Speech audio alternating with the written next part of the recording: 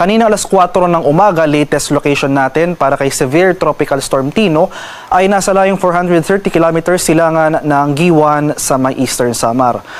Lumakas pa ito at may taglay na lakas ng hangin malapit sa gitna na umaabot ng 110 km per hour, pagbugso na umaabot ng 135 km per hour.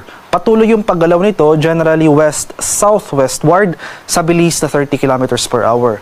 And for today, makikita natin sa ating latest satellite images na as early as now ay umaabot na yung mga kaulapan na associated dito sa rain bands ni Bagyong Tino.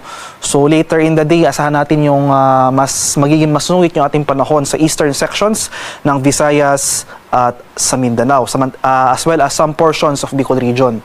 Samantala dito naman sa Northern Luzon, dahil sa epekto ng amihan at ng shoreline, makakaranas rin tayo ng mga kaulapan at pag-ulan. Meanwhile, for Metro Manila at malaking bahagi pa or sa nalalabing bahagi na